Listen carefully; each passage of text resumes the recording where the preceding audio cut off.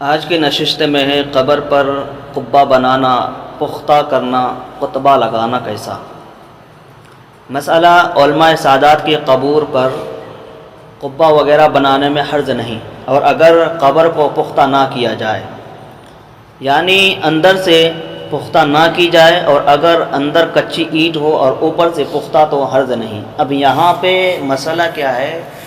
قبر کو پکا بنانے کے لیے اوپر سے پکا، نیچے سے تو کچا ہی رہنا ہے، چاہے وہ سادات کا قبر ہو۔ سادات کا مطلب یعنی کہ سیدوں کا قبر، جو آل رسول جس کو کہتے ہیں، ان کی قبر یا علماء کی قبر یا کسی بزرگ کی قبر، اندر سے کچا ہی ہونا چاہیے، اندر سے پکا اینٹ نہیں لگا سکتے ہیں۔ اوپر سے ان کا گنبد وغیرہ بنانا، گنبد ٹائپ کا، یا پھر اوپر سے پتھر وغیرہ لگا دینا، اس لیے کہ ان کی قبر کا پہچان رہے، کیونکہ آل رسول کی تعظیم ہم پر کیا فرض ہے، تو اس لیے کہ ان کی قبر کو پختہ بنانے میں حرج نہیں۔ اب یہاں پہ عام لوگوں کی قبر کے لیے شریعت کا یہی حکم ہے کہ نہیں بنا سکتے ہیں، کیونکہ اگر عام اور خاص میں دونوں میں اگر بنا دیے تو فرق پھر کس بات کا رہے گا؟ فرق کسی بات کا نہیں رہے گا۔ جیسے ہماری یہ مسجد ہے اور مسجد حرم کعبہ شریف میں اسی میں غلاف ہے، اس کے علاوہ دوسری مسجد میں غلاف آپ دیکھیں کہیں سے کسی بھی مسجد پر چادر ڈھکا ہوا نہیں ہے، صرف مسجد حرام یعنی کہ صرف کعبہ شریف پر ہی غلاف چڑھا ہوا ہے۔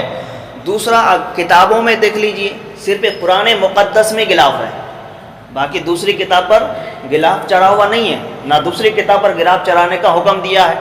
قرآن کریم میں اس لیے غلاف چڑھانے کا حکم دیا ہے کہ وہ سارے کتابوں میں الگ لگے، سارے کتابوں میں الگ لگے۔ اسی طرح سے کعبہ معظمہ پر جو غلاف ہے تو وہ مسجد ہی تمام مسجدوں سے الگ ہے، اعلیٰ مسجد افضل ہے لیکن سب مسجد، لیکن وہ الگ اس لیے اس کا نشان کر دیا کہ یہ غلاف اگر ہے تو یہ کعبہ ہے، اگر غلاف نہیں ہے تو کعبہ نہیں ہے۔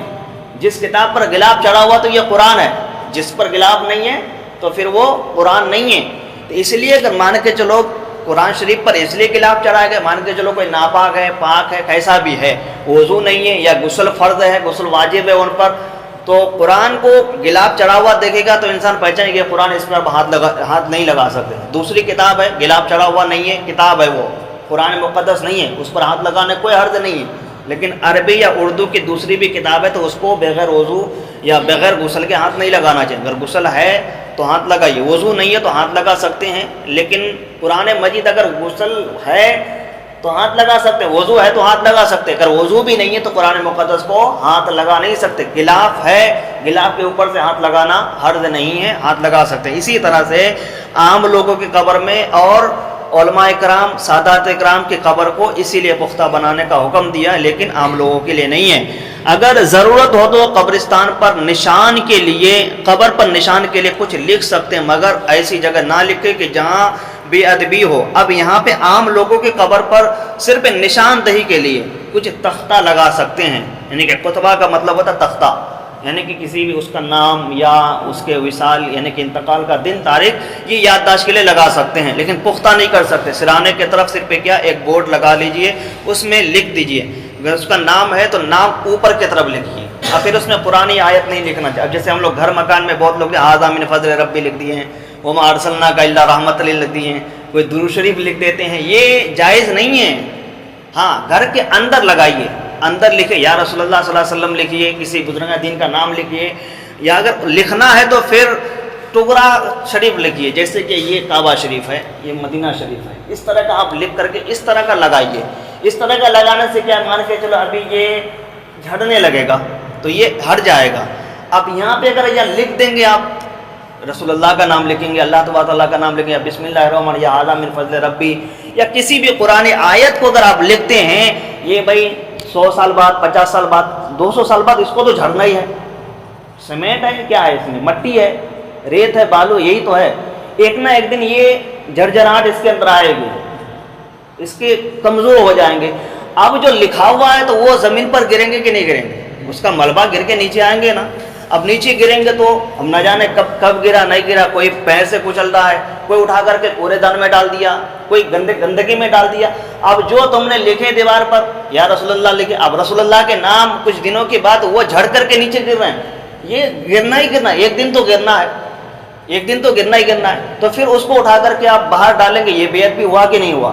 اس لیے شریعت کہتی ہے کہ یہاں کوئی ایسی چیز پر لکھیے کہ وہ بآسانی سے ہٹ جائے اور بآسانی سے پھر لگ جائے۔ اب جیسے یہ چیز ہے، اس کو آپ چاہیں تو یہاں سے ہٹا بھی سکتے، مان کے چلو کل اس کا مرمت ہونا ہے، اس کا مرمت ہونا، رنگ پینٹ ہونا ہے، اب یہاں سے نکال کر کوئی صحیح جگہ پہ رکھ دیجیے، اب پھر رنگ پینٹ ہو گیا، پھر اس کو لا کر کے اسی جگہ پہ ٹانگ دیجیے۔ تو یہ تو ہو گیا عزت والی سامان ہو گئی، یہ عزت ہے، ان کی عزت کی جائے گی۔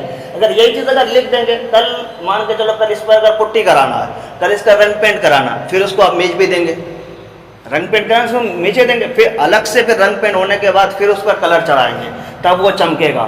تو اسی وجہ سے ان چیزوں کو دھیان میں رکھتے ہوئے شریعت نے ان چیزوں سے منع کیا، لکھنے سے منع نہیں کیا، اب لکھیے، لیکن ان کا عزت بھی ہونا چاہیے۔ اب مان کے چلو گھر کے دروازے میں لکھ دیں گے ھذا من فضل ربی، ھذا من فضل ربی، قرآن کی آیت ہے کہ نہیں؟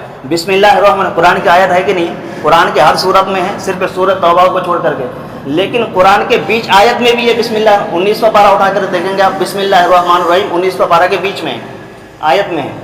اب اگر بسم اللہ لکھ رہے ہیں یا قرآن کی آیت لکھ رہے ہیں، کسی نے چھت پہ چڑھا اور چھت پہ چڑھنے کے بعد پیر اگر لٹکایا، پیر لٹکایا، اب پیر لٹکانے کے بعد قرآن کی آیت ہو گئی نیچے، پیر ہو گئے اوپر، اب قرآن کی طرف تو پیٹ بھی کرنا جائز نہیں ہے، پیٹ کر کے اگر قرآن اگر رکھا ہوا ہے تو ادھر آپ پیٹ نہیں کر سکتے، اتنا بڑا احترام ہے قرآن مجید کے، قرآن کی طرف پیر نہیں کر سکتے، ناجائز و حرام ہے، جس نے کہ تو گنہگار ہو جائے گا۔ جب ہمیں ان سب چیزوں سے دو منزلیں رہتے ہیں تو پھر تو وہی تو ہے، جب کیا کرتے ہیں، اب دو اوپر منزل ادھر سنڈاس میں رہتے ہیں، ادھر بیٹھتے رہتے ہیں، اسی لیے سے منع کیا لکھنے کے لیے، لکھنے کے نہیں، میں قرآن رکھنے کی بات بول رہے ہیں، قرآن ہاں جیسا اوپر سنڈاس رہتے ہیں، ادھر باتھ روم رہتے ہیں، نیچے ادھر قرآن رہتا ہے، اس کے اوپر ایسا، پھر اس کا کیا کرتے ہیں علاج؟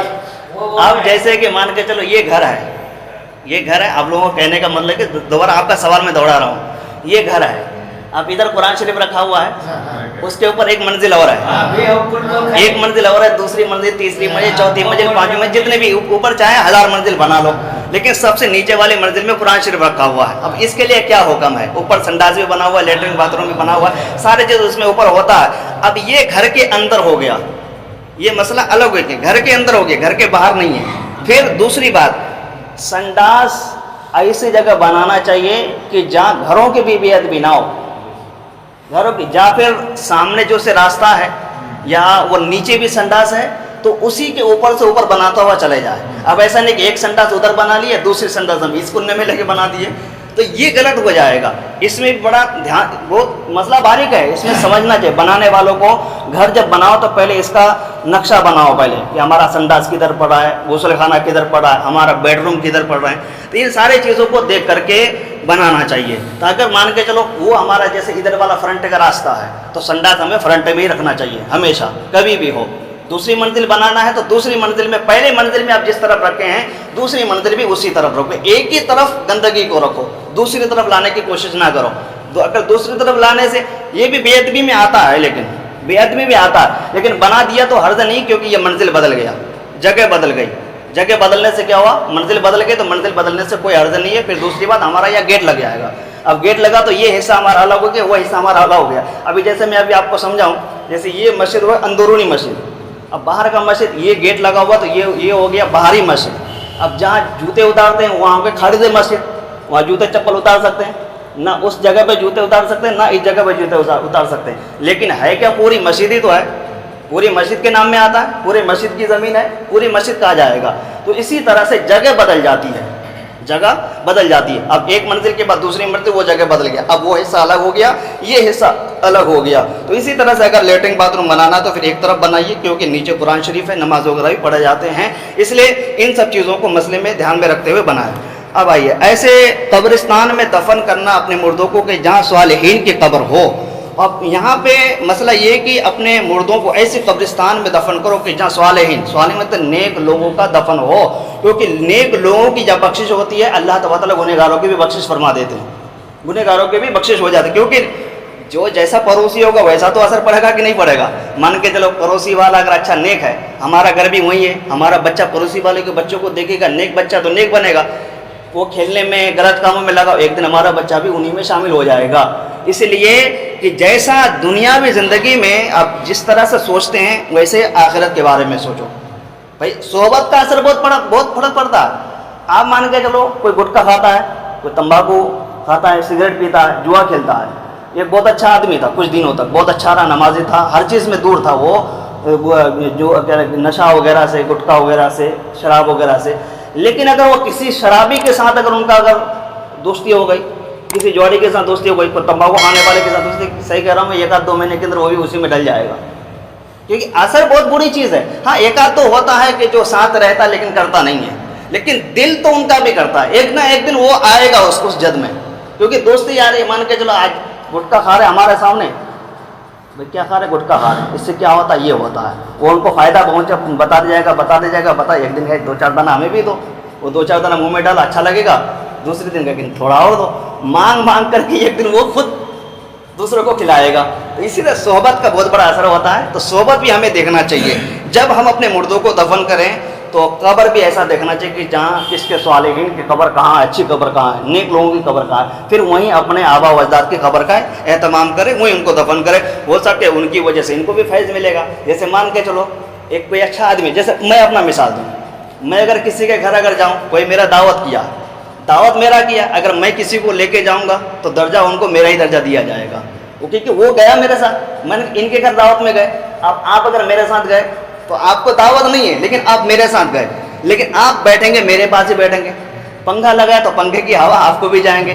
اگر اوپر والا ہاتھ والا پنکھا ہے پر وہ پنکھا مجھے کر رہا ہے, نیت ان کا میرا, ہوا تو اس کو بھی لگ رہا ہے کہ نہیں لگ رہا ہے, کہ نہیں لگ رہا ہے. تو یہ صحبت کی اثر ہے کہ آپ جس کے ساتھ جائیں گے, اب اکیلے چلے گئے, اب جس کی دعوت نہیں ہو وہ اکیلے میں چلے جائے, اس کو کھانے تک بھی نہیں پوچھیں گے, پانی تک بھی, بھائی کیا کرنا, فلاں کام ہو گیا چلے جاؤ. اب میرے ساتھ گئے, بھائی یہ میرے ساتھ آیا ہے, تو باقاعدہ جہاں میں بیٹھوں گا وہاں ان کو بھی بٹھایا جائے گا. جو کھانا مجھے دیں گے وہ کھانا اس کو بھی دیں گے, جو عزت میری ہوگی وہ عزت ان کی بھی ہوگی, کیونکہ یہاں صحبت کا اثر ہو گیا ہے.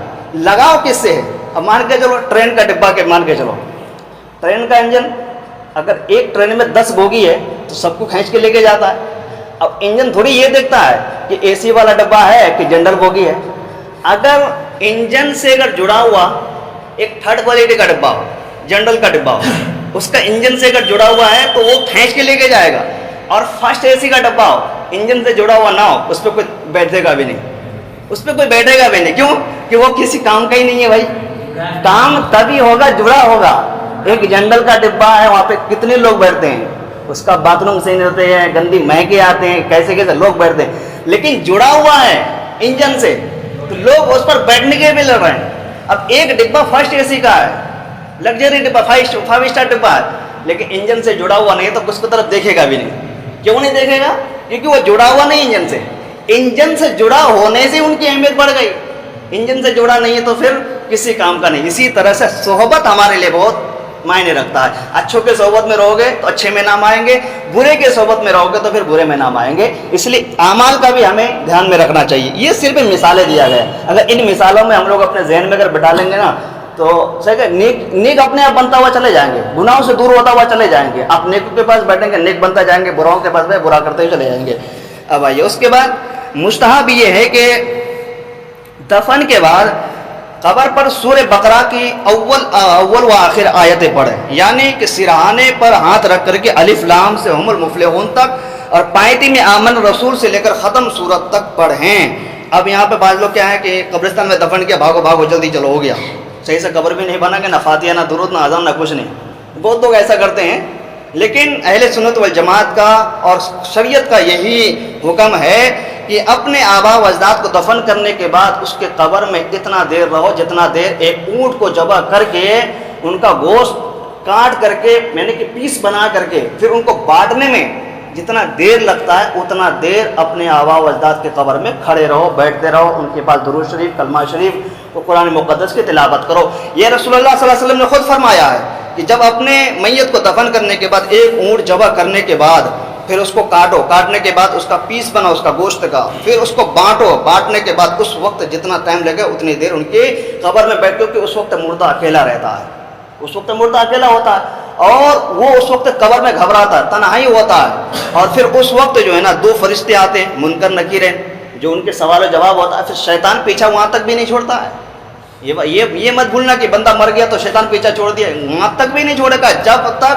ان کا سوال و جواب نہیں ہوتا ہے۔ شیطان اس کو برگلاتا رہتا ہے، شیطان اس کو برگلاتا رہتا ہے، شیطان اس کے قبر میں بھی ان کو برگلاتا ہے، ہاں وہاں پہ بھی ان کو بہکائے گا۔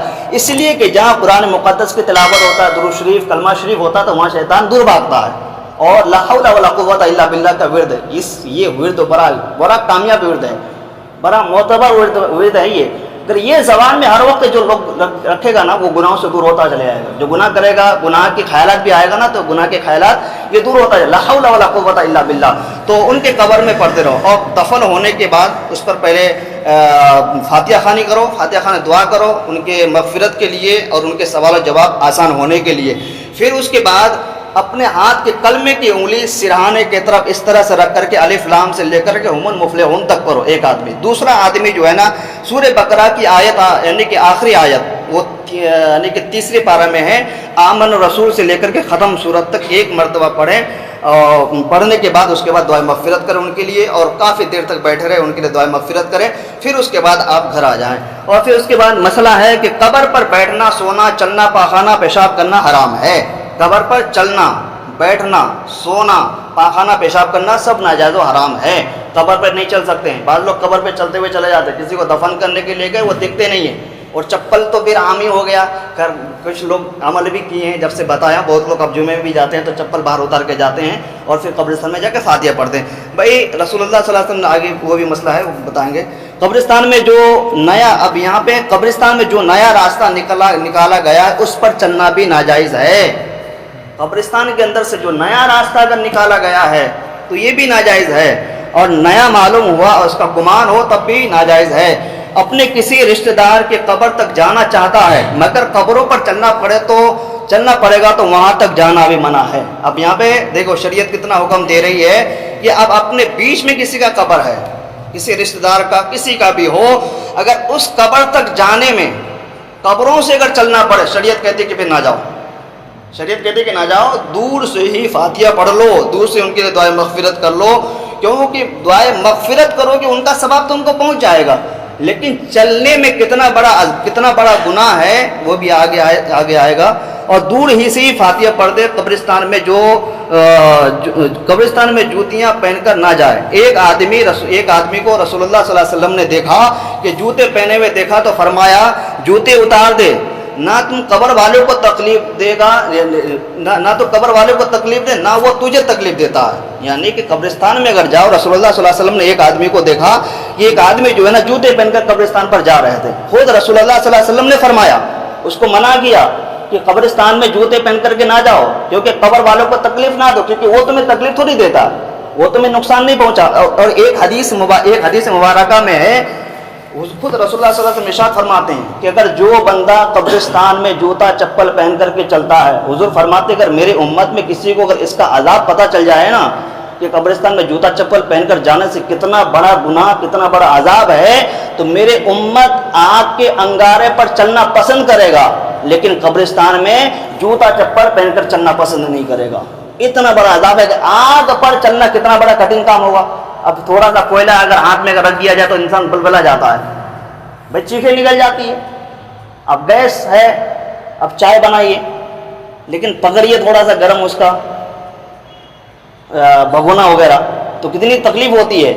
تو یہاں رسول اللہ فرماتے کہ قبرستان میں اگر میری امت کو کسی کو پتہ چل جائے کہ قبرستان میں جوتا چپل پہننے سے اتنا بڑا گناہ ہے کہ وہ آگ کو چلنا پسند کرے گا، لیکن میرے امت قبرستان میں جوتا چپل پہن کے چلنا پسند نہیں کرے گا، تو اس لیے قبرستان میں جوتا چپل پہن کر کے ہمیں نہیں چلنا ہے، بہت بڑا گناہ ہے۔ کیونکہ اب مان کے چلو کوئی اچھا سا گھر ہے یا کسی آفس میں جا رہے ہیں کسی کام کے لیے، اب وہاں پہ ایک بورڈ ٹنگا ہوا ہے، برائے مہربانی پلیز اپنے جوتا چپل اتار کر کے ہی اندر آئے، یہ لکھا ہوتا ہے۔ اور جو بھی بندہ جاتا پہلے بورڈ ہی دیکھتا ہے کہ یہاں پہ اس آفس میں جانا ہے تو بھائی جوتا چپل پہن کے نہیں جانا ہے، تو وہ کتنا بھی مہنگا چپل ہو، کتنا بھی جوتا مہنگا ہو، بندہ اتار کے ہی جائے گا، نہیں جا سکتا پہن کر کے۔ اگر جائے گا تو یا کوئی چپراسی ہوگا، کوئی اس کا دیکھ بھال کرنے والا کوئی گارڈ ہوگا تو وہ منع کر دے گا بھائی جوتے چپل باہر اتار کے بورڈ ٹنگا وہ اپنی پڑے گا۔ تو ہم اگر دنیا میں کسی کے گھر، کسی کے آفس میں، کسی کی دکان میں جا رہے ہیں، بورڈ لگا ہوا ہے یا نہیں بھی لگا ہوا ہے تو بھی ہم جوتا چپل اتار کے جا رہے ہیں، لیکن قبرستان میں جہاں ہمارے باپ بھی دفن ہے، ہمارے بھائی بھی دفن ہے، ہمارا دادا بھی دفن ہے، ہمارے رشتہ دار بھی دفن ہے، ہمارا اہل و عیال بھی دفن ہے، نہ جانے کتنے کتنے لوگ دفن. پھر اسی قبرستان میں نیک صالح لوگ بھی دفن ہیں، کوئی اللہ والے بھی دفن ہے، کوئی سید زادہ دفن ہے. تو ہم اگر ایسی جگہ پر اگر جوتے چپل پہن کے جائیں گے تو کیا ہمیں شوبھا دے گا؟ جب ہم اپنی گھر میں کہ کوئی ہمارے گھر میں مہمان آتا تو ہمارے گھر کے اندر کوئی جوتا چپل پہن کے نہیں، ہمارا بیڈ روم میں کوئی جوتا چپل پہن کے نہیں آ رہا، تو ہم پھر اپنے آبا و اجداد کے قبر میں جا کر کے جوتا چپل پہن کے یہ ہمارے شان میں ہیں؟ قطعی نہیں ہے یہ. تو ہمیں ان چیزوں پر دھیان دینا چاہیے، خود بھی اس پر عمل کریں اور لوگ بھی عمل کریں گے. اب لوگ کہتے ہیں کہ نہیں سبھی لوگ ایسا ہے، لیکن آپ عمل کر کے دیکھیے، آپ کو دیکھ کر کے کوئی اور بھی کریں گے. ابھی کچھ دن کہنے کے بعد کچھ لوگ جا رہے تھے، اور جب میں جاتا ہوں قبرستان میں اتارتا تو لوگ میرے طرف دیکھتے ہیں، تو پھر کوئی لوگ اگر بھول سے بھی چلے جاتے ہیں تو مجھے دیکھ کر کے وہ چپل باہر اتارتے پھر اس کے بعد اندر جاتے ہیں، کیونکہ بتانے سے پہلے عمل کی ہمیں ضرورت ہے. جب تک ہم عمل نہیں کریں گے تب تک عمل کوئی نہیں کرنے والا ہے. اب یہ کہیں گے کہ نہیں پورا محلہ ایک ہی دن میں سدھر جائے، یہ بھی نہیں ہو سکتا. پورا محلہ کہو گے ایک ہی دن میں نمازی ہو جائے، تھوڑی بن جائیں گے، دھیرے دھیرے ہی بنتا ہے بھائی. ایک آج ایک آئیں گے، نہیں ان کو دیکھ کے کل وہ آئیں گے. مان کے چلو گھر کے اگر 4 ممبر ہے، ایک ممبر اگر نماز شروع کر دے، ایک آدمی کے 4 بیٹا، اگر باپ شروع کر دے تو ایک دن ان کا پہلا بیٹا بھی آئے گا، دوسرا بھی آئے گا، تیسرا بھی، ایک دن چاروں بھی پڑے گا. جب گھر کے مرد نمازی ہو جائیں گے، دن پر چلنے والے ہو جائیں گے، انشاءاللہ گھر کی عورتیں بھی ہو جائیں گی. جب ہم یہاں سنیں گے، یہاں سے جا کر کے ان کو بتائیں گے. اللہ ہدایت دینے والا ہے، ان کے دل میں جو ہے تخفیف فرمانے والا ہے. تو وہ چاہے تمہاری بات میں اثر ہوگا، تم عمل کرو گے تو وہ خود تمہاری بات میں اثر ہوتا ہوا چلے جائے گا. ہماری کیا مزاج ہے کہ ہم کسی کو نماز کی دعوت دیں؟ ہماری زبان میں تاثیر میری وجہ سے نہیں ہے، بلکہ ہمارے عمل کی وجہ سے ہے. عمل جتنا تم کرو گے تمہاری بات پر اتنا تاثیر ہوتا چلے جائے گا. مان کے چلو اب یہاں ہم بولیں گے بھائی نماز پڑھو، ہم خود نماز نہ پڑھے تو لوگ کیا کہیں گے؟ لوگ یہ کہیں گے اگر ہم کسی کو بھائی خود ہی نہیں پڑھتا تم دوسرے کو کہہ رہے ہو. اس لیے کہ پہلے خود عمل کرنا پڑتا ہے. حضرت دادا گنج بخش علی رحمہ پاکستان کے بہت بڑے اللہ والے ہیں. وہ خود اپنے کتاب کشف الموجود میں ارشاد فرماتے ہیں کہ لوگوں کو وہی بات کہو جس کا تمہارا پہلے عمل ہو. اگر تمہارا عمل نہیں ہے تم قیامت تک تم چیختے رہ جاؤ، کوئی سننے والا نہیں ہوگا، کیونکہ عمل پہلے تمہارا ہونا چاہیے، کر کے تمہیں دکھانا پڑے گا. رسول اللہ صلی اللہ علیہ وسلم نے جو بھی بات بتائے ہیں امت کو، پہلے خود عمل کر کے دکھائیں، خود بھوکے رہیں، خود جو ہے طائف کے بازار پر پتھر کھائیں اس دین کے لیے، تبھی تو یہ دن آگے بڑھا. ایسا تھوڑی کہ رسول اللہ صلی اللہ علیہ وسلم کوئی مصیبت نہیں اٹھائیں، رسول اللہ صلی اللہ علیہ وسلم کے پاس کوئی مصیبت کوئی پریشانی نہیں آئے. آپ تاریخ کو اٹھا کر کے دیکھیے، سیرت مصطفیٰ کو پڑھ کے دیکھیے کتنے جنگ حضور نے لڑے ہیں اس دین کے لیے.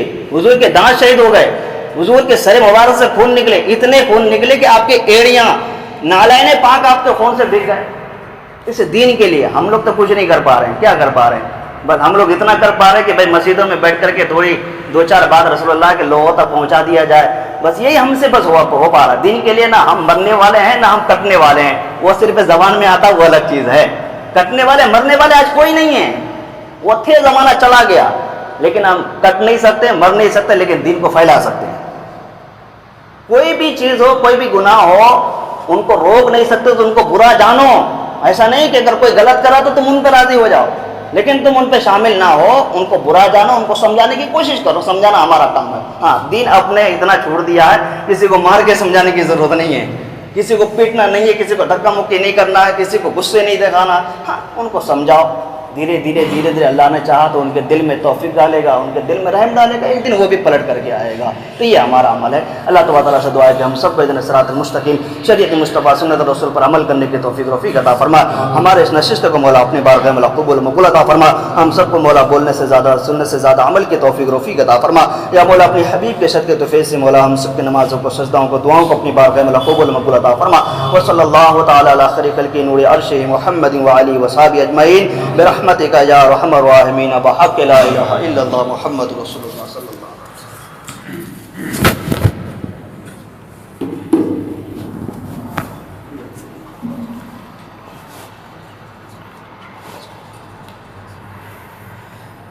وسلم.